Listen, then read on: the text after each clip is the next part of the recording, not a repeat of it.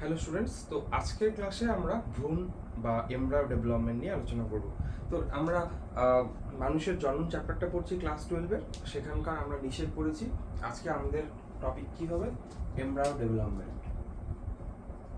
Embryo development. ক্লাসটা একটু lengthy হবে, তাই একটু ধৈর্য সহকারে দেখবে।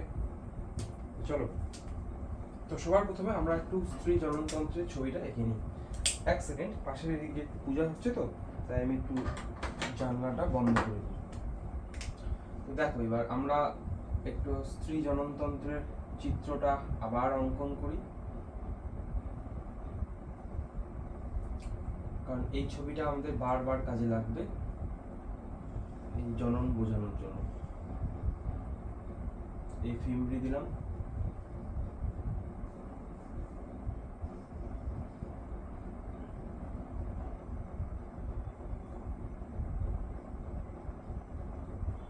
এই ফিল্মটি দিলাম। তাহলে এটা মনে করো অ্যাম্পুলা। এই ফোলা অংশটার নাম হচ্ছে অ্যাম্পুলা। এইদিকেও আমি এই ফোলা অংশটার নাম দিলাম, এটা হচ্ছে আমাদের অ্যাম্পুলা। এবার আমাদের জরায়ুর এখানে এরকম করে স্তর থাকে,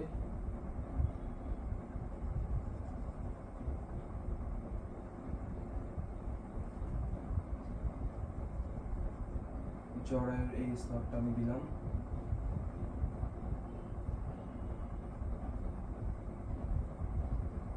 ভিডিওগুলো ভালো করে একটু দেখবে, মনোযোগ সহকারে দেখবে, তোমার টিউশন করতে লাগবে না।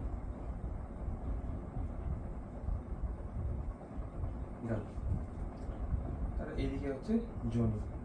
তো আগের দিন আমরা পড়েছিলাম যে এই আমাদের যখন একটা মেয়ের মানে ডিম্বাণু নিঃসরণ হয়, ওভুলেশনের টাইমে কন্টিনিউয়াসলি মিলন করতে হয়। তো মনে করো এই কাপলটা মিলন করছে, যার ফলে শুক্রাণুগুলো আমাদের এই অ্যাম্পুলারি অংশে এসে যোগ হয়ে আসে, মানে কি করে এখানে এসে তারা ওয়েট করে থাকে। এরপর আমাদের ডিম্বাণু আসে, মানে সেকেন্ডারি উসাইট আসে, এবং তাদের মধ্যে নিষেক হয়, এবং নিষেকের ফলে আমাদের কি সৃষ্টি হয়? একটা কোষ, যাকে আমরা বলি জাইগোট। কেন অ্যাম্পুলাতেই নিষেক হয় সেটা আমি বলে দিয়েছি। জাইগোটটা এরপর বিভাজিত হতে থাকে। জাইগোটটা এবার এখানে আমি একটু কিছু লিখবো, সেটা দেখবে। তো এটা হচ্ছে আমাদের জাইগোট। জাইগোট এর বাইরের দিকে, এটা তো হচ্ছে শুক্রাণু ডিম্বাণু, এর বাইরে কিন্তু জোনা পেলুসিডা স্তরটা এখনো আছে। জাইগোট হচ্ছে ভিতরেরটা, আর বাইরেরটাকে জোনা পেলুসিডা। তো আমি এখানে যদি করি, এটা হচ্ছে জোনা পেলুসিডা স্তরটা, এটা জোনা পেলুসিডা স্তর। তাহলে এখানেও আমি কি করব? এর বাইরের দিকে জোনা পেলুসিডাকে দিয়ে দিব, জোনা পেলুসিডাকে দিয়ে দিব। এইবার এই জাইগোটটার শুক্রাণু আমাদের প্রক্সিমাল সেন্ট্রিওল নিয়ে আসে, সেটার সাহায্যে প্রথমবার বিভাজিত হয়। এই জাইগোটের মধ্যে যে বিভাজনটা হয় এটাকে বলে ক্লিভেজ। ঠিক আছে? তাহলে তোমাদের একটা জিনিস আগে জানতে হবে, মাইটোসিস আর ক্লিভেজের মধ্যে পার্থক্য জানতে হবে। মাইটোসিস মানেও কোষ বিভাজন, ক্লিভেজ মানেও কোষ বিভাজন। মাইটোসিস নর্মাল দেহকোষ বা বলতে পারো সব কোষেই হয়, আর ক্লিভেজ কেবলমাত্র জাইগোটের মধ্যে হয়, এবং পার্থেনোজেনেসিস যে প্রক্রিয়া সেখানেও হয়। তো তোমরা মনে রাখবে যে জাইগোটের মধ্যে ক্লিভেজ হয়। এখানে যে ইন্টারফেস দশাটা, ইন্টারফেস দশা G1S G2, এই দশাটা হয় লং, কিন্তু এখানে ইন্টারফেসটা হয় শর্ট। এখানে অপত্য কোষ আর মাতৃকোষ আকারে সেম থাকে, সেম, কিন্তু এখানে অপত্য কোষগুলো ছোট হয় মাতৃকোষের তুলনায়। তাহলে অপত্য কোষ কেমন হবে? ছোট হবে, কার তুলনায়? মাতৃকোষের তুলনায়। ঠিক আছে? আর এখানে বাচ্চা কোষগুলোকে আমরা এবার বলবো ব্লাস্টোমিয়ার। ব্লাস্টোমিয়া। তাহলে দেখো আগে এই টোটালটাই, এই কালোটা একটা কোষ, এখন কি হয়ে গেল, ওই টোটালটার মধ্যে আবার দুইটা কোষ সৃষ্টি হয়ে গেছে। এইভাবে আমাদের ক্লিভেজ প্রক্রিয়াটা চলতেই থাকে। তো আমাদের এরপর বিভাজিত হয়ে চারটা কোষ তৈরি করবে। পরের ধাপে এই চারটা কোষ বিভাজিত হয়ে আমাদের আটটা কোষ তৈরি করবে, একটা দুইটা তিনটা চারটা পাঁচটা ছয়টা সাতটা আটটা। এরপর আবার বিভাজিত হয়ে এটা কি করবে, 16টা কোষ তৈরি করবে। দেখো একই জায়গায় কোষের সংখ্যা বেড়ে যাচ্ছে, 9টা 10টা 11টা 12টা 13টা 14টা 15টা 16টা। এই যে বলের মতো জোনা পেলিসিডা এখনো আছে। এবং মনে রাখবে প্রথম ক্লিভেজটা 48 ঘন্টা পরে হয়। কার? নিষেকের। নিষেকের 48 ঘন্টা পরে আমাদের কি হবে, প্রথম ক্লিভেজ হবে। এবং ওই 3 দিন থেকে 4 দিনের মাথায় আমাদের এই 16 কোষ বিশিষ্ট একটা গঠন তৈরি হয়, এটাকে বলে মরুলা। ঠিক আছে, এবার এই মরুলা, তাহলে এদিকে তো আমাদের জোনা পেলিসিডা আছে। এবার এই মরুলার কোষগুলো না চারিদিকে এমন করে গোল, মানে পরিধির দিকে কোষগুলো চলে যায়। এখানে প্রায় 32টার মতো কোষ থাকে, এটাকে বলে ব্লাস্টুলা। ব্লাস্টুলা, ঠিক আছে। ব্লাস্টুলার ক্যারেক্টার কি, এক স্তর কোষ থাকবে আর ভিতরে একটা ফাঁকা স্থান থাকবে, এটাকে বলবো ব্লাস্টোসিল। ব্লাস্টোসিল। ওই 5 দিনের মাথায় মনে করো ব্লাস্টোসিলটা তৈরি হবে। এরপরে ধাপে কি হবে বলো তো, এরপরে ধাপে আমাদের এই ব্লাস্টুলাটার মধ্যে বিভিন্ন সেল মুভমেন্ট দেখা যায় এবং সবার প্রথমে একটা ফাঁকা স্থানের সৃষ্টি হয়, এটাকে বলে ব্লাস্টোপোর। ব্লাস্টোপোর। এই ব্লাস্টোপোর দিয়ে এই যে কোষগুলো আছে এগুলো ভিতরের দিকে আসতে থাকে এবং এই উপরের দিকের কোষগুলো নিচের দিকে খসে পড়তে থাকে। তো এইভাবে সেলের মুভমেন্ট চলতে থাকে, যার ফলে আমাদের এই ব্লাস্টুলাটা, তাহলে এরকম করে কোষগুলো ছিল, এক স্তরের কোষ ছিল, তার মধ্যে কিসের সৃষ্টি হলো, একটা ছিদ্রের সৃষ্টি হলো। এবার কোষগুলো ভিতরের দিকে যায়। যেই কোষগুলো সবার প্রথমে ভিতরের দিকে যায় তারা একটা স্তরের সৃষ্টি করে, তাকে আমরা বলি এন্ডোডার্ম। এটার নাম কি, এন্ডোডার্ম। যে সমস্ত কোষগুলো এর পরে যাবে তাদেরকে আমরা বলি মেসোডার্ম। তাহলে এই মাঝখানে যে কোষগুলো ছিল এগুলো একটু পরে গেছে, এন্ডোডার্মের পরে, এদেরকে আমরা কি বলবো, মেসোডার্ম। আর যেগুলো বাইরেই থাকলো এগুলোকে আমরা বলবো এক্টোডার্ম। এক্টোডার্ম। এই তিনটাকে বলা হয় জার্ম স্তর বা জার্ম লেয়ার। মানুষের ক্ষেত্রে আমি কিন্তু বলে নেই, আমি জাস্ট ওভারঅল জিনিসটাকে বোঝাচ্ছি, এটাকে এখানে করবো। তাহলে এক্টোডার্ম, মেসোডার্ম, এন্ডোডার্ম, ঠিক আছে। এইবার এই ব্লাস্টোপোর সম্বন্ধে একটু বলে দিই। অরিফেরা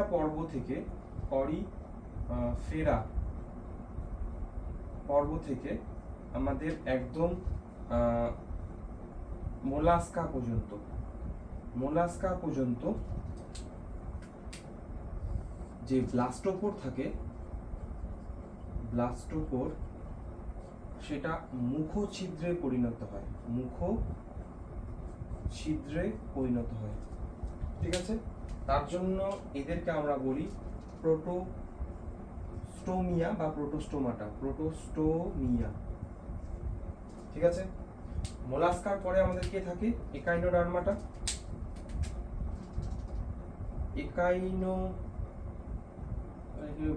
ডিম্বাশয়গুলোকে দিয়ে দিই। একাইনোডার্মাটা থেকে কর্ডাটা পর্যন্ত এদেরকে আমরা বলি ডিউটেরোস্টোমিয়া। কেন? কারণ এদের ক্ষেত্রে ব্লাস্টোপোর যে আছে, ব্লাস্টোপোর সেটা পাইল ছিদ্রে পরিণত হয়। পায়ু ছিদ্রে পরিণত হয়, মনে রাখতে হবে এগুলো। এইবার এখানে যে দেখতে পেলে পরবর্তীতে ব্লাস্টোপোরটা তাহলে কিসে পরিণত হবে, আমাদের মুখচ্ছিদ্র বা পায়ু ছিদ্রে পরিণত হবে। এই যে এখানে একটোডাম, এন্ডোডাম, মেসোডাম তৈরি হলো, এই অবস্থায় আমরা এটাকে আমরা বলবো কি গ্যাস্ট্রুলা। গ্যাস্ট্রুলা, তাহলে গ্যাস্ট্রুলার মধ্যে 3টা জার্ম স্তর থাকে। মানুষের ক্ষেত্রে যখন করবো সেটা কিন্তু টোটালি ডিফারেন্ট হবে, তাই তোমরা অপেক্ষা করো। এবার এন্ডোডাম থেকে আমাদের কি কি তৈরি হয় বলতো? ফুসফুসের যে অ্যালভিওলি, অ্যালভিওলাই, তারপর আমাদের খাদ্যনালী, ক্ষুদ্রান্ত বলো, বৃহদান্ত বলো, পাকস্থলীর কিছু কোষ, এরা কে তৈরি করে? এন্ডোডাম থেকে তৈরি হয়। মেসোডাম থেকে আমাদের রক্ত, অস্থি, পেশি, আরো অন্য অন্য অংশ আছে, সেগুলো তৈরি হয়, বই দেখে নিও। একটোডাম থেকে আমাদের নিউরন, তারপর চুল, নখ, এগুলি তৈরি হয়। আমাদের যে মস্তিষ্ক, সুষুম্না কাণ্ড, এগুলো একটোডাম থেকে তৈরি হয়। তাহলে এইটুকু জায়গা বুঝলে। এইবার আমরা আসল জায়গায় আসবো, মানুষের ক্ষেত্রে। তাহলে ভ্রূণের ডেভেলপমেন্ট এভাবে চলতে থাকে। এইবার আমি এখানে তাহলে এবার আমি মরুলা করি। তাহলে প্রথম বিভাজনটা মানুষের ক্ষেত্রে কখন হয়? 48 ঘন্টা পর। তাহলে ক্লিভেজ হলো, মরুলা হলো। মরুলাটা আস্তে আস্তে কি সৃষ্টি হবে? ব্লাস্টুলা সৃষ্টি হবে। এই মনে করো ব্লাস্টুলা। তাহলে এটা হচ্ছে আমাদের মরুলা, এটা হচ্ছে আমাদের ব্লাস্টুলা। এবার 7 দিনের মাথায় আমাদের এই যে 7 দিনের মাথায় মনে রাখবে রোপণটা হয়। এবার এই যে জোনা পেলিসিডাটা, এটা কিন্তু ওই 7 দিনের মাথায় এসে নষ্ট হয়ে যায়। তুমি 6 দিন ধরে নাও, 6 দিনের মাথায় এসে নষ্ট হয়ে যায়। এবং আমাদের এই যে ব্লাস্টুলাটা আছে, এই জায়গাটার যদি আমি ছবি দেখাই, ওই জায়গাটা, তাহলে জোনা পেলিসিডা নষ্ট হয়ে যাচ্ছে। এইখানে করি, জোনা পেলিসিডা নষ্ট হয়ে যাচ্ছে। আর ভেতরের যে ব্লাস্টুলাটা ছিল, সেটা এবার একটা নতুন গঠন তৈরি করবে, তাকে আমরা বলবো ব্লাস্টোসিস্ট। এখানে কিছু কোষ আমরা দেখতে পাবো। এই গঠনটার নাম কি? ব্লাস্টোসিস্ট। এই ব্লাস্টোসিস্টের মধ্যে 2টা কোষ স্তর থাকে। বাইরের স্তরটাকে বলে, তাহলে এটা ব্লাস্টোসিস্ট, বাইরের স্তরটাকে বলে ট্রোফোব্লাস্ট, আর ভিতরের লাল রঙের কোষগুলোকে বলে ইনার সেল মাস। ঠিক আছে? এই ব্লাস্টোসিস্ট অবস্থায় তাহলে জোনা পেলিসিডার কাজ কি বলতো? পলিস্পার্মি প্রিভেন্ট করে, যাতে আরো শুক্রাণু এসে নিষিক্ত করতে না পারে। এই ব্লাস্টোসিস্ট অবস্থায় সাধারণত রোপণটা হয়। তো তুমি রোপণটা করে দাও। এই এন্ডোমেট্রিয়ামের মধ্যে গেল, এই রোপণটা হলো। এবার যখন এটা মনে করো আমাদের এই ইনার সেল মাস, এগুলো, এটা মনে করো এন্ডোমেট্রিয়ামটা। তো মনে রাখবে এখানে এই এন্ডোমেট্রিয়ামের কোষগুলোর সঙ্গে এই ট্রোফোব্লাস্ট কোষের কিন্তু সংযোগ হয়। কিছু সেল অ্যাডিশন মলিকুল আছে। মনে করো ট্রোফোব্লাস্ট কোষের, এটা ট্রোফোব্লাস্ট কোষ, আর এটা মনে করো এন্ডোমেট্রিয়ামের কোষ। তো এদের মধ্যে না কিছু প্রোটিন থাকে, এগুলোকে বলে সেল অ্যাডিশন মলিকুল বা ক্যাম। যারা পরস্পর যুক্ত হতে সাহায্য করে। বোঝা গেল? তাহলে আমাদের 7 দিনের মাথায় আমাদের কি হয়? রোপণ হয়। বোঝা গেল? তোমাদের আমি কতটা পড়ালাম? এই ভ্রূণ ডেভেলপমেন্টের মধ্যে মরুলা, ব্লাস্টুলা, গ্যাস্ট্রুলা পড়ালাম। একটোডাম থেকে কি তৈরি হয়, মেসোডাম থেকে কি তৈরি হয়, এন্ডোডাম থেকে কি তৈরি হয় দেখে নিবে। প্রোটোস্টোমিয়া, ডিউটেরোস্টোমিয়া দেখিয়ে দিলাম। এবার আমাদের ক্ষেত্রে ব্লাস্টুলাটার মধ্যে কি একটা গহ্বর আছে, আমাদের ব্লাস্টুলাকে বলা হয় সিনোব্লাস্টুলা, গহ্বরযুক্ত ব্লাস্টুলা। পাখিদের ক্ষেত্রে পাখিদের ক্ষেত্রে এটা পাখির ডিমটা তো পাখির ডিমের কি হয়, এক পাশে কুসুম থাকে বেশি, তার জন্য ব্লাস্টুলাটা কেবলমাত্র এই উপরের সাইটোপ্লাজমটার মধ্যে তৈরি হয়, আর ব্লাস্টুলাটা দেখতে চাকতির মতো, তার জন্য এই ধরনের ব্লাস্টুলাকে বলা হয় ডিস্কোব্লাস্টুলা। ঠিক আছে, কারণ কুসুম ক্লিভেজে বাধা দেয়। স্টিরিওব্লাস্টুলা মানে নিরেট, কোনো রকম কি থাকবে না, কোনো রকম গহ্বর থাকবে না, এটাকে আমরা কি বলবো, স্টিরিওব্লাস্টুলা। তো দেখে নিবে এইবার। তারপর চলে আসবে এই রোপণের, এই মাঝখানে পেজটা এখনো পড়াইনি, আমি পড়াবো। তাহলে এই হচ্ছে রোপণ। রোপণ এইখান থেকে এই পর্যন্ত আমি পড়িয়ে দিলাম, তোমরা দেখবে। এবার এই যে এন্ডোমেট্রিয়ামের এখানে যে কোষগুলো আছে, এই এন্ডোমেট্রিয়ামের মধ্যে যে কোষগুলো আছে, এই কোষগুলো না খাদ্যবস্তু সঞ্চয় করে আকারে একটু বড় হয়ে যায়। ঠিক আছে, তখন আমরা এই কোষগুলোকে বলবো ডেসিডুয়া। কি বলবো, ডেসিডুয়া। ডেসিডুয়া মানে কিছুই না, এন্ডোমেট্রিয়ামের কোষগুলো আকারে বড় হয়ে গেছে। কিভাবে বড় হয়েছে, খাদ্যবস্তু সঞ্চয় করে, যাতে ওই খাদ্যবস্তুগুলা এই আমাদের ভ্রূণকে পাঠাতে পারে। ঠিক আছে, এইবার তোমরা তাহলে নরমালি নিষেক আমাদের এইখানে হতে পারে, মানে আমাদের জরায়ুর যে ফান্ডাস সেখানে হতে পারে, বা দেহ অংশ হতে পারে, কিন্তু কখনো কখনো আমাদের যে নিষেক সেটা এই ডিম্বনালীর রোপণটা ডিম্বনালীর মধ্যে হতে পারে। কি কারণে হতে পারে, তখন তাকে আমরা বলবো একটোটোপিক প্রেগনেন্সি। এই পেজ নাম্বার 131 এখানে পেয়ে যাবো। কেন হয় এটা একটোটোপিক প্রেগনেন্সি? কারো ক্ষেত্রে দেখা যায় যে আমাদের এই ডিম্বনালীগুলো জন্মগত ত্রুটির কারণে সরু, তার ফলে জাইগোটটা এখান থেকে এখানে যেতেই পারে না, তার ফলে এখানে রোপণটা হয়ে যায়। কারণ জাইগোট বা মরুলা এগুলো তো আস্তে আস্তে আকারে বড় হতে থাকে না। এবার তাহলে তখন কি করতে হবে, ওই মহিলাটার ডিম্বাশয় থেকে ডিম্বাণু বের করে এবং বাইরে নিষিক্ত করে, সেটাকে বলে আইভিএফ, ইন ভিট্রো ফার্টিলাইজেশন, বাইরে নিষেক করে 8 কোষ অবস্থায় এই জরায়ুর মধ্যে প্রতিস্থাপন করতে হয়। এটাকে বলে টেস্ট টু বেবি বা আমাদের ইন ভিট্রো ফার্টিলাইজেশন। ঠিক আছে, তাহলে এটা গেল। এইবার আমরা তাহলে জোনা পেলিসিডা আমাদের আস্তে আস্তে নষ্ট হয়ে যাচ্ছে। এবার আমাদের পড়ার টপিক হবে এতটুকু নিয়ে, এটাকে নিয়ে কিভাবে তৈরি হচ্ছে। তাহলে দেখো, এখানে আমি গ্যাস্ট্রুলা পর্যন্ত চলে এসেছি, কিন্তু অ্যাকচুয়ালি কিন্তু আমাদের এখনো গ্যাস্ট্রুলা তৈরিই হয়নি, জাস্ট রোপণটা হলো। এবার দেখো,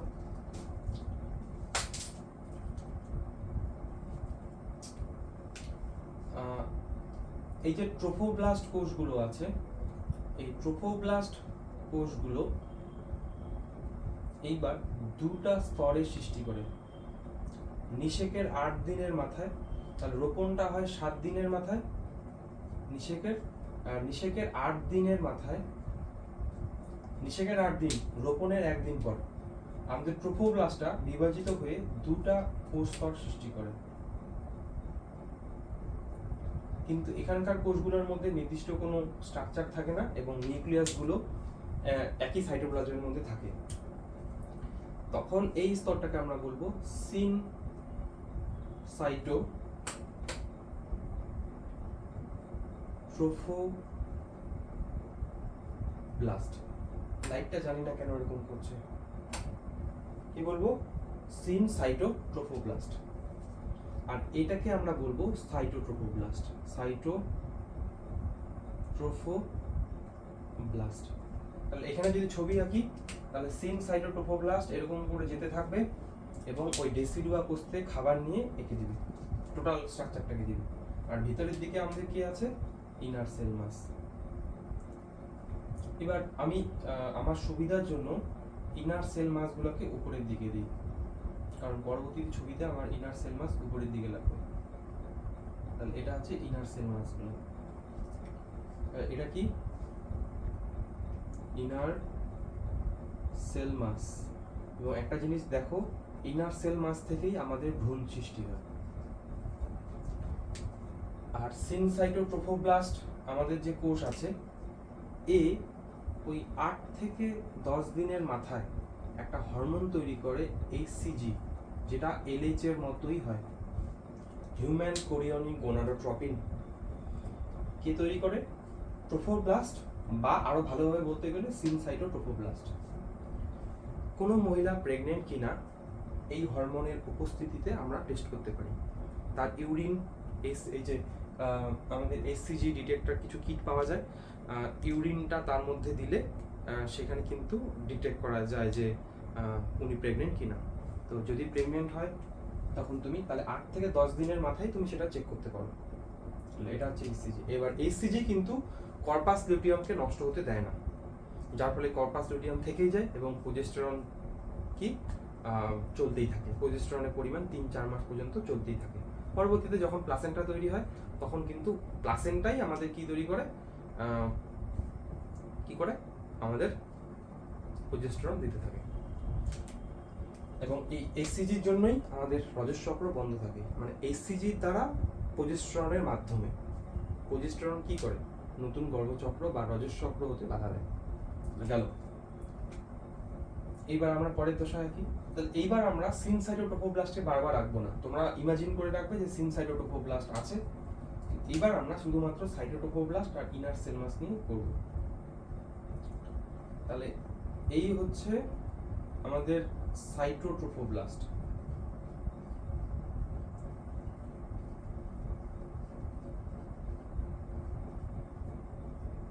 লাইটটা একটু কেন যেন ডিস্টার্ব করছে, তাই ভিডিওটার মধ্যে জানি না ব্রাইটনেসের কোনো, আমি একবার দেখে নিই তাও যে ব্রাইটনেসের কোনো সমস্যা হচ্ছে নাকি না। কোনো সমস্যা হচ্ছে না, কারণ এখানে এক্সপোজারটা লিমিট করা আছে তাই। এবার দেখো এই যে ইনার সেল মাসগুলো আছে, এবার এরা বিভাজিত হয়ে দুটো কোষ স্তর সৃষ্টি করে। কিছু কোষ,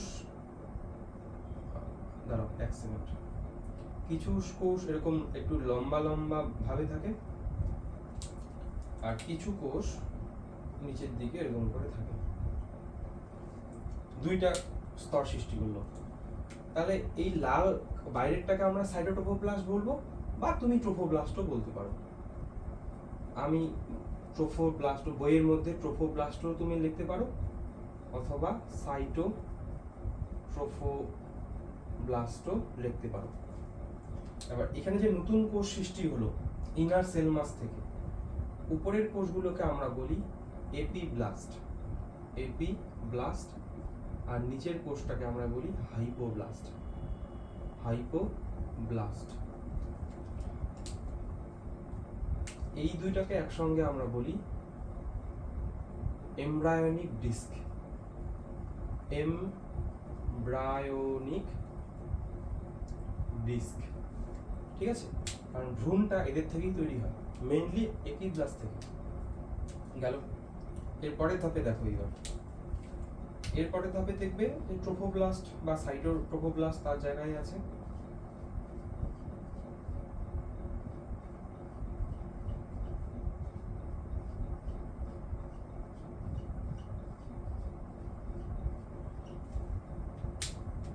এবার আমাদের নিচের দিকে হাইপোব্লাস্ট কোষগুলো আমরা দিয়ে দিই,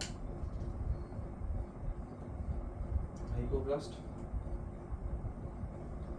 এইবার এই এপিব্লাস্ট কোষগুলো তো এখানে আছেই। এবার কোন বইয়ে লেখা আছে এপিব্লাস্ট থেকে, আবার কোন বইয়ে লেখা আছে ট্রোফোব্লাস্ট থেকে। কিছু নতুন কোষের সৃষ্টি হয়। আমি আবারও বলছি, কিছু বইয়ে এটা একটু কন্ট্রোভার্সি টপিক। তাহলে এটা কি আমাদের হাইপোব্লাস্ট, হাইপোব্লাস্ট, মাঝখানেটা হচ্ছে এপিব্লাস্ট, আর উপরের দিকের কোষগুলোকে বলে অ্যামনিওজেনিক সেল, অ্যামনিওজেনেটিক সেল, অনেক ক্ষেত্রে অ্যামনিওটিক সেলও বলে। কি হয় এখানে, ঠিক আছে।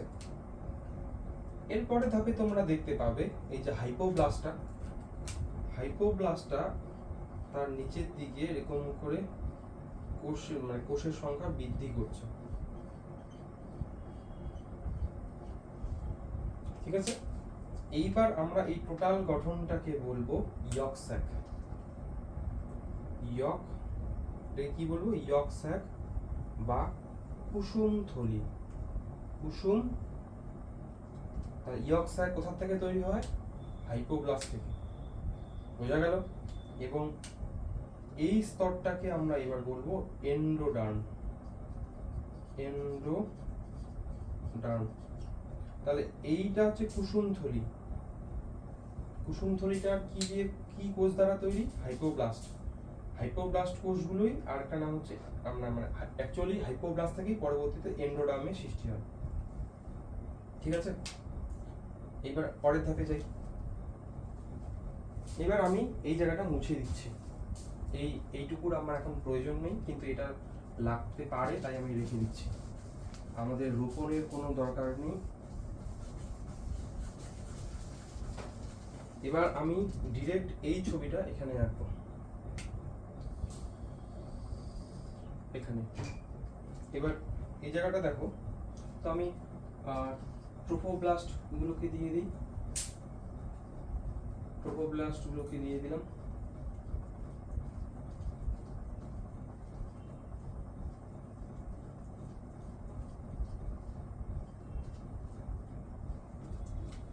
আমি ইয়ক স্যাকটাকেও দিয়ে দিলাম।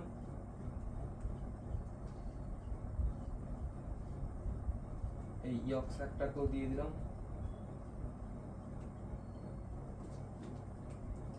তারপরে আমি এবার এপিব্লাস্টটাকে দিয়ে দিলাম। এইবার আমি ওই অ্যামনিওজেনেটিক সেলগুলোকেও দিয়ে দিব। এবার অ্যামনিওজেনেটিক সেলগুলো তাদের সংখ্যা বৃদ্ধি করে এরকম অংশ তৈরি হয়। তাহলে এইবার তুমি তাহলে এটা ইয়ক স্যাকই থাকলো, ইয়ক স্যাক। এইটা তো হচ্ছে তোমার endoderm.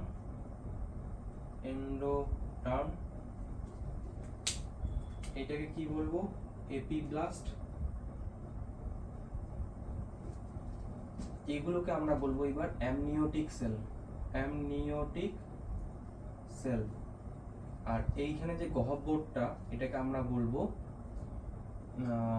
Amniotic cavity.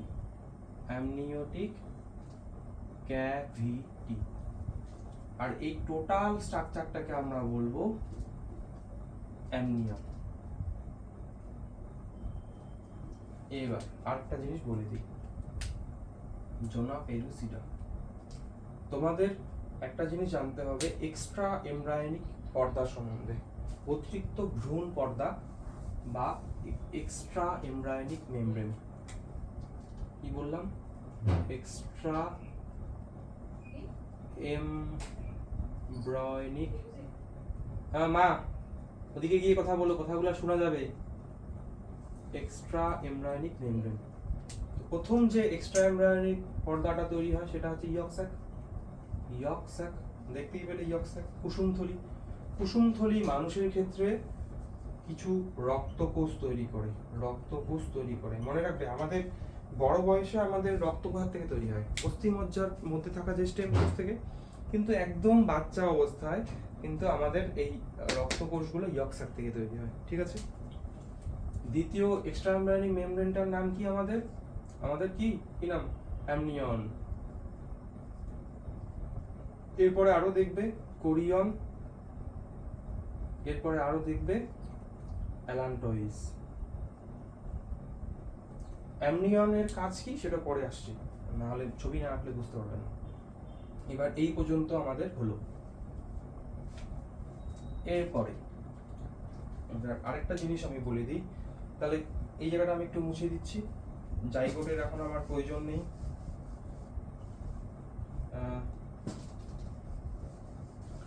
Morula, blastula এগুলো তোমরা শিখে গেছো, এটা এইটুকু জায়গায় থাক। এইবার তাহলে এটা হচ্ছে এক্সট্রা এমব্রায়োনিক মেমব্রেন। মনে রাখবে, আমাদের নিষেকের 1 দিন থেকে 8 উইক পর্যন্ত বাচ্চাটাকে আমরা মানে ওই ভ্রূণ, আমরা তাকে বলি এমব্রায়ো। কি বলি? এমব্রায়ো, বা বাংলায় বলি ভ্রূণ। আর 9th উইক থেকে বার্থ পর্যন্ত তাকে আমরা বলি ফিটাস। তাহলে ফিটাস আর ভ্রূণ মানে জানতে হবে তোমাকে। তাহলে আমরা যেটা ছবি আঁকছি এটা এখন ভ্রূণেরই ছবি আঁকছি। এরপরে থাকে তোমরা কি দেখবে, যে বাইরের দিকে সাইটোট্রোফোব্লাস্ট তো আছেই, সাইটোট্রোফোব্লাস্ট তো আছেই,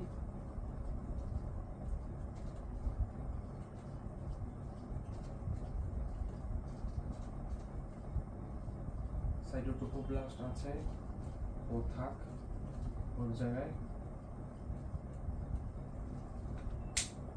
এইবার আমি ইয়ক স্যাকটাকেও আঁকি।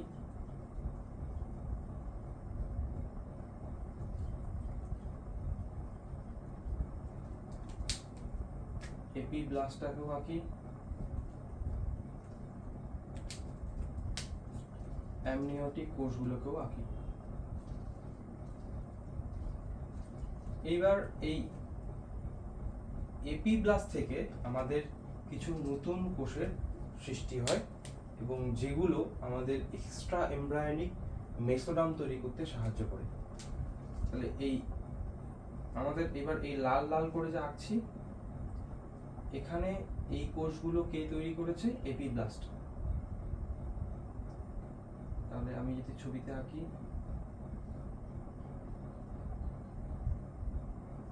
এরকম হবে ছবিটা,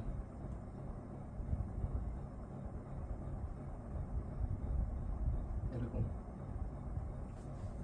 ঠিক আছে? তাহলে এটা হচ্ছে আমাদের ট্রোফোব্লাস্ট। এই যে লাল কালারের ডট ডট দিলাম এগুলো কোষ, এগুলোর নাম হচ্ছে সোমাটোপ্লিউরিক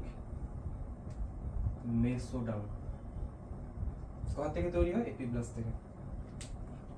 এবার এটা হচ্ছে কি তোমার ইয়ক স্যাক। ইয়ক স্যাক আমরা এখনো গ্যাস্ট্রুলাতে পৌঁছাইনি।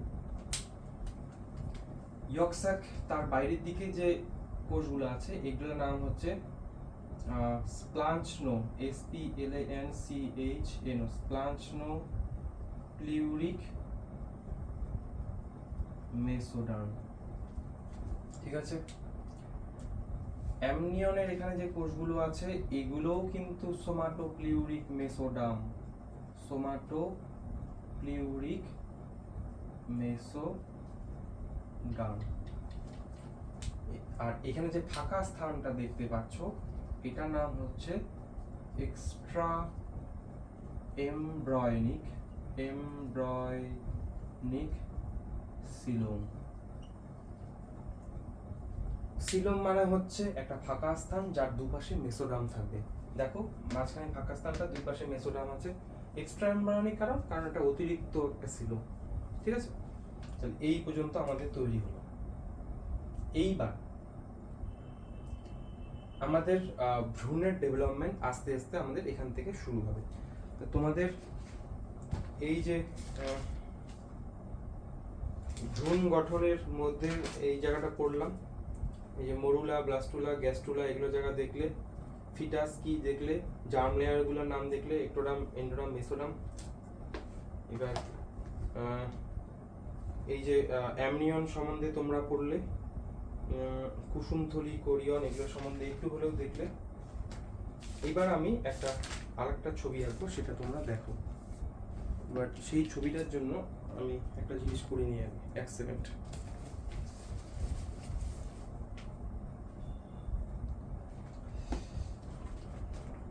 একটু আমি একটা জিনিস তোমাদের দেখাবো তার আগে।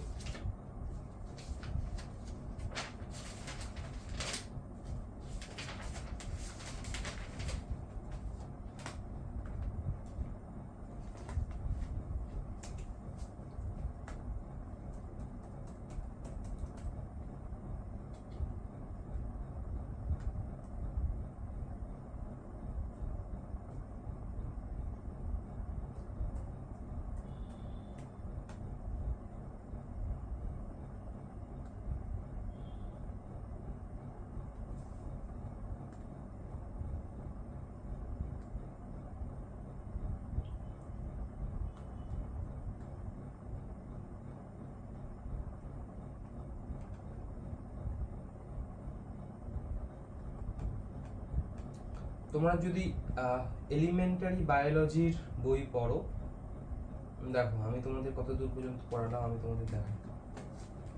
এই দেখো, এটার বইটার নাম হচ্ছে এলিমেন্টারি বায়োলজি। দেখো এই পর্যন্ত আমরা ছবি করলাম, এই পর্যন্ত আমরা করলাম। এবারে আসছি আমি, এরপরের ছবিতে আমি এটা আঁকবো, ঠিক আছে? তো ছবিটা দেখো এবার। এখানে গেলে আমাকে কি করতে হবে? তাহলে আমি এবার আর কিছু ছবি মুছবো, এইটাকে মুছে দিই, এদিকে আমি আঁকি। তো সবার প্রথমে আমাকে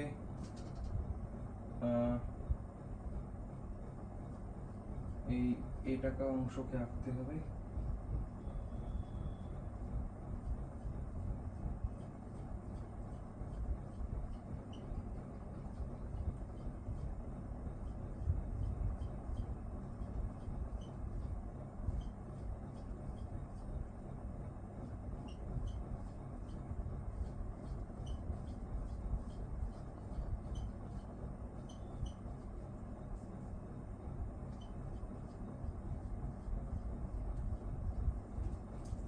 দিলাম। এরপরে আমি এরপর কি আছে, ওরা কুসুমথলির ছবিটা রেখেছে।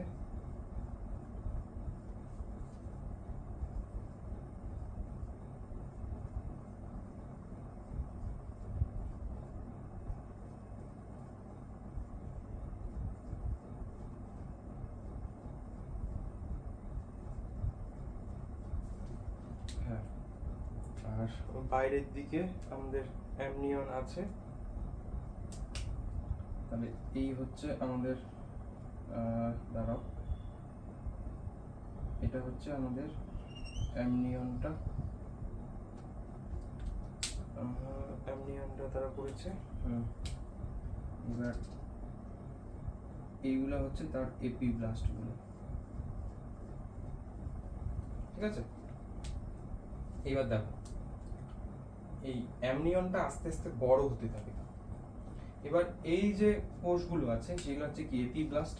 এই এপিব্লাস্ট কোষগুলো না ভেতরের দিকে ঢুকতে থাকবে, মানে এই যে এরকম করে ভেতরের দিকে ঢুকতে থাকবে, অথবা এই যে উপরের কোষগুলো নিচের দিকে পড়তে থাকবে, যার ফলে কি হবে, এখানে তিনটা স্তরের সৃষ্টি হবে। কেমন করে তিনটা স্তর? এই সবচেয়ে মাঝখানে একটা এরকম স্তরের সৃষ্টি হবে, আর একটা স্তর এমন সৃষ্টি হবে। তাহলে দেখো এবার তিনটা স্তর কি কি হলো। মাঝখানের স্তরটাকে আমরা বলবো মেসোডার্ম, এটাকে আমরা বলবো এন্ডোডার্ম, এটাকে আমরা কি বলবো? এন্ডোডার্ম। আর এটাকে আমরা বলবো এক্টোডার্ম। এইটুকু জায়গায় কেবলমাত্র ভ্রূণ গঠনে সাহায্য করে, ঠিক আছে? ক্লিয়ার আশা করি। তাহলে এই গেল তোমাদের কিছু ছবি। যদি তোমাদের আরো আমি ভালো করে দেখাই, এইদিকে তাকাও, দেখো এই ছবিটার সঙ্গে এটা মিল পাবা। আর তারপরে দশাটা হচ্ছে এটা, এই দেখো কোষগুলো ভিতরের দিকে আসছে, আসার পর তিনটা স্তর সৃষ্টি করেছে, এক্টোডার্ম, মেসোডার্ম, সবচেয়ে ভিতরের দিকে এন্ডোডার্ম। এবার এর আগে আমি এই জায়গায় কোষগুলো দিয়েছিলাম, আস্তে আস্তে এক্সট্রা এমব্রায়োনিক সিলোমটা কিন্তু ছোট হতে থাকবে, এরকম করে আমি কিন্তু কোষগুলো দিয়েছিলাম, মেসোডার্ম কোষগুলো। আর উপরের দিকে অ্যামনিয়নের চারিদিকে এরকম করে কোষ ছিল, উপরের দিকে এরকম করে কোষ ছিল। এবার তোমাদের কি পড়ানো উচিত আমাকে? এক সেকেন্ড। তাহলে এই হচ্ছে গ্যাস্ট্রুলার ছবিটা তোমরা দেখলে, তাহলে এইটুকু আমার কাজ গেল। এরপরে ধাপে আমাকে আরেকটা ছবি আঁকতে হবে। এইবার এই বাইরের দিকে এই যে সোমাটোপ্লিউরিক মেসোডার্ম আর ট্রোফোব্লাস্ট, এই দুইটা মিলে যে স্তর সৃষ্টি করে তাকে আমরা বলি কোরিয়ন। তাহলে এখানে কোরিয়ন কোনটা? এটা। তাহলে এই দুইটা মিলে আমাদের কি তৈরি করবে? কোরিয়ন। এই ইয়কস্যাক আর স্প্লান্সনোপ্লিউরিক মেসোডাম মিলে আমাদের আমাদের ইয়কস্যাকের মধ্যে দুইটা লেয়ার থাকে, একটা হচ্ছে হাইপোব্লাস্ট থেকে তৈরি হওয়া কোষ আর একটা হচ্ছে স্প্লান্সনোপ্লিউরিক মেসোডাম। তাহলে আমি যদি তোমাদের দেখাই এবার, তাহলে আমি তোমাদের এরকম করে বলতে পারি যে এই ইয়কস্যাক কি একটা এন্ডোডার্ম কোষ, এন্ডোডার্ম প্লাস স্প্লান্সনোপ্লিউরিক মেসোডাম মিলে আমাদের ইয়কস্যাক। ঠিক আছে, অ্যাকচুয়ালি এখানে যে ইয়কস্যাকটা সেটা হচ্ছে আদি ইয়কস্যাক, আর এটা হচ্ছে আমাদের সেকেন্ডারি ইয়কস্যাক বলে। ঠিক আছে, প্রথমে তো প্রাথমিক, যেখানে একটাই কোষের স্তর থাকে, পরবর্তীতে দুটো কোষের স্তর মিলে না হাইপোব্লাস্ট ছিল, ওই হাইপোব্লাস্টটাই আমাদের থেকে এন্ডোডার্ম সৃষ্টি হয়েছে, ওই এন্ডোডার্মটা আর স্প্লান্সনোপ্লিউরিক মেসোডার্ম মিলে ইয়কস্যাক তৈরি করলো। এটা হচ্ছে সেকেন্ডারি ইয়কস্যাক। তাহলে তোমাদের আমি যদি দেখাই ছবির মধ্যে, এই দেখো প্রথম যে ইয়কস্যাকটা তৈরি হলো ওটাকে আমরা কি বলছি, প্রাইমারি ইয়কস্যাক। দেখো এটা ইয়কস্যাক, আর পরবর্তী যে ইয়কস্যাকটা তৈরি হলো এটাকে অ্যাকচুয়ালি বলে সেকেন্ডারি ইয়কস্যাক। ঠিক আছে, তাহলে এটা গেল। এরপর আমাকে কি দেখাতে হবে, আর এই সোমাটোপ্লিউরিক মেসোডার্মটা কি দিয়ে তৈরি, সোমাটোপ্লিউরিক অ্যামনিয়নটা কি দিয়ে তৈরি, এই যে এখানে অ্যামনিয়নটা আছে, অ্যামনিয়ন, এই অ্যামনিয়ন কিন্তু অ্যামনিয়ন, এই অ্যামনিয়ন কিন্তু সোমাটোপ্লিউরিক মেসোডার্ম আর অ্যামনিওটিক সেল দিয়ে তৈরি। অ্যামনিয়নটা কি দিয়ে তৈরি, সোমাটোপ্লিউরিক মেসোডার্ম, এটা কিন্তু স্প্লাস্নোপ্লিউরিক না, প্লাস তোমরা অ্যামনিওটিক সেলও বলতে পারো বা ট্রোফোব্লাস্টও বলতে পারো, ট্রোফোব্লাস্টও বলতে পারো, কারণ অ্যামনিওটিক সেলগুলো ট্রোফোব্লাস্ট থেকে তৈরি হয়। আমি বললাম আগেই যে এই টপিকটা নিয়ে তোমাদের কনফিউশন হবে যে অ্যামনিওটিক সেলগুলো কে তৈরি করে। এই যে দেখো তোমাদের বইয়ের মধ্যে অ্যামনিয়ন, এটি কোরিয়নের পরবর্তী স্তর, এর বাইরের দিকে সোমাটোপ্লিউরিক এক্সট্রাএমব্রায়োনিক মেসোডার্ম এবং ভিতরের দিকে ট্রোফোব্লাস্ট কোষ থাকে। কেন ট্রোফোব্লাস্ট বলছে, কারণ ওই অ্যামনিওটিক সেলগুলো ট্রোফোব্লাস্ট থেকে তৈরি হয়, তাই বুঝা গেল। ভিতরে কি থাকে, অ্যামনিওটিক গহ্বর, এই যে অ্যামনিওটিক ক্যাভিটি যার মধ্যে অ্যামনিওটিক তরল থাকে, ওর কাজ কি, ভ্রূণ যে তৈরি হবে তাকে প্রোটেক্ট করা।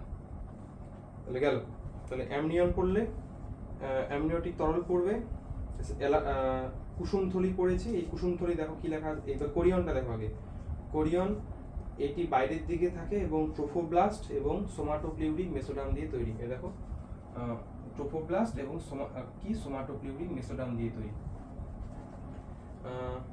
কুসুমথলি কি দিয়ে তৈরি, এন্ডোডার্ম এবং কি বলা যাচ্ছে এখানে, স্প্লান্সনোপ্লিউরিক মেসোডার্ম দিয়ে তৈরি, স্প্লান্সনোপ্লিউরিক মেসোডার্ম দিয়ে তৈরি। এর কাজ কি, রক্তকোষ উৎপাদনে সাহায্য করে, এখান থেকে রক্তকোষ তৈরি হয়। তাহলে অ্যামনিওটিক তরল থেকে, অ্যামনিওটিক তরলে কিন্তু বিভিন্ন আমাদের ভ্রূণের কোষগুলো এখানে ঘুরে বেড়ায়, তাই এই তরলের মধ্যে অবশ্যই খাদ্যবস্তু আছে, তাছাড়াও সেটা ভ্রূণকে প্রোটেক্ট করে বাইরের আঘাত থেকে। এবং এই অ্যামনিওটিক তরল ইনজেকশন দিয়ে বের করে তুমি কিন্তু বাচ্চার লিঙ্গ সম্বন্ধে জানতে পারো যে ছেলে বাচ্চা না মেয়ে, যদিও এটা কিন্তু প্রহিবিটেড, লিগাল না, এটা ইললিগাল একটা পদ্ধতি।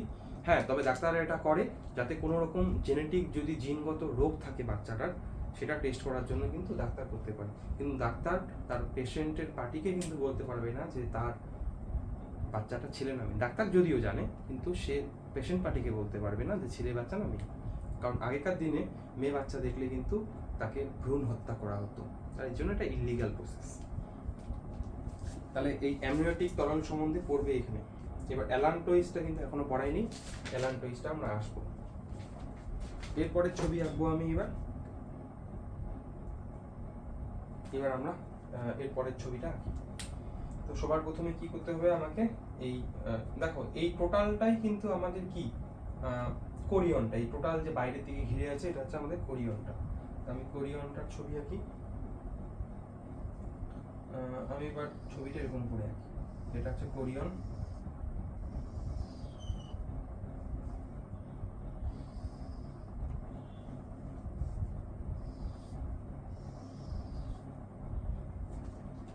ভিতরের দিকে আমাদের ভ্রূণটার আমি এরকম করে ছবি আঁকি,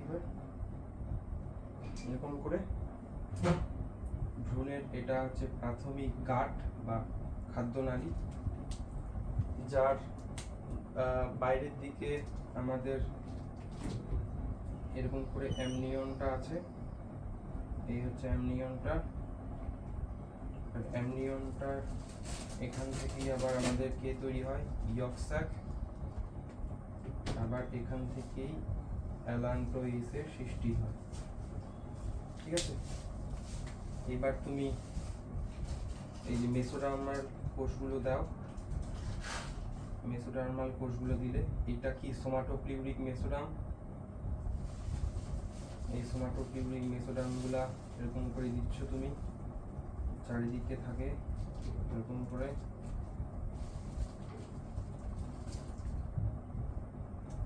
গেল।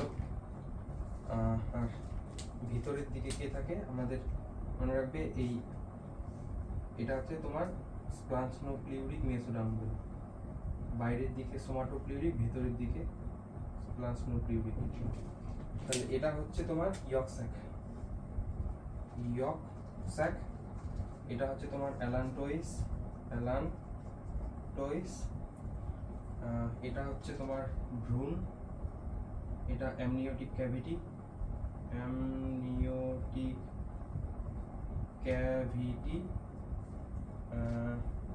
তাহলে এটা এই দুইটা কি স্প্লান্সনোপ্লিউরিক। এই দুইটা কি SPLANCH, স্প্লান্সনোপ্লিউরিক মেসোডার্ম। আর এটা হচ্ছে তোমার কোরিয়ন, আর এটা হচ্ছে সোমাটোপ্লিউরিক মেসোডার্ম। মানে কোরিয়ন বলতে এটা হচ্ছে তোমার ট্রোফোব্লাস্ট। আর এই দুইটা মিলে হচ্ছে আমাদের কোরিয়ন। এই পাশে এটা হচ্ছে অ্যামনিয়ন, এটা হচ্ছে তোমার অ্যামনিওটিক সেল বা ট্রোফোব্লাস্ট, অ্যামনিওটিক সেল। আর এটা হচ্ছে তোমার সোমাটোপ্লিউরিক। আমি শর্টকাট লিখলাম, আর দুইটা মিলে আমাদের অ্যামনিয়ন। ঠিক আছে, তাহলে এটা হচ্ছে আমাদের প্রাথমিক গাঁট মানে খাদ্যনালী প্রথম। অ্যালান্টোইসে তেমন একটা মানুষের ক্ষেত্রে কাজ থাকে না। মানুষের ক্ষেত্রে অ্যালান্টোইসটা, মানে পাখিদের ক্ষেত্রে যদি বলি, সে তার দূষিত আবর্জনা জমা রাখে অ্যালান্টোইসের ক্ষেত্রে, কিন্তু মানুষের ক্ষেত্রে অ্যালান্টোইস খুব একটা কাজের না। এবার এই যে কোরিয়ন আছে না, কোরিয়ন থেকে এরকম করে আঙুলের মতো প্রবর্ধক সৃষ্টি হয়। এরকম করে আঙুলের মতো প্রবর্ধক সৃষ্টি হয়। প্রথমে এই আঙুলের মতো প্রবর্ধকগুলো চারিদিকে থাকে, পরবর্তীতে একদিকে জমা হয়ে যায়। এগুলোকে বলে কোরিয়নিক ভিলি। কোরিয়নিক ভিলি, যা প্লাসেন্টা তৈরিতে সাহায্য করে। তো কোরিয়নের কাজ কি তাহলে? এখানে কিন্তু এই মেসোডার্ম কোষগুলো দিবে, আমি দিলাম না। তাহলে কোরিয়ন থেকে কি সৃষ্টি হয়? প্লাসেন্টা। যখন এর পরের দিন আমি প্লাসেন্টা সম্বন্ধে পড়াবো, তখন তোমাকে আমি দেখাবো।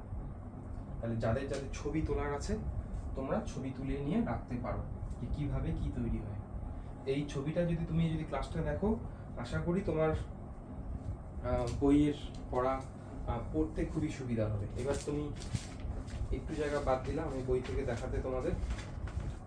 এই যে অ্যালান্টোইস, এর ভিতরের দিকে এন্ডোডার্ম, তাহলে ভিতরের দিকে এন্ডোডার্ম, আর বাইরের দিকে কি আছে? স্প্লান্সনোপ্লিউরিক মেসোডার্ম। এই দেখো বাইরের দিকে স্প্লান্সনোপ্লিউরিক মেসোডার্ম। তাহলে এইটুকু পার্ট তোমাদের গেল। এর পরের দিন আমি তোমাদের প্লাসেন্টার ডেভেলপমেন্ট সম্বন্ধে পড়াবো। তো পরের ক্লাসের জন্য রেডি থাকবে। এই প্লাসেন্টা নিয়ে কিভাবে প্লাসেন্টা তৈরি হয় এই কোরিয়ন থেকে, এর পরের দিনে এটা আমরা শিখবো। ঠিক আছে, তো আজকের মতো এখানেই থাকলাম। ভিডিওটি দেখার জন্য অসংখ্য ধন্যবাদ।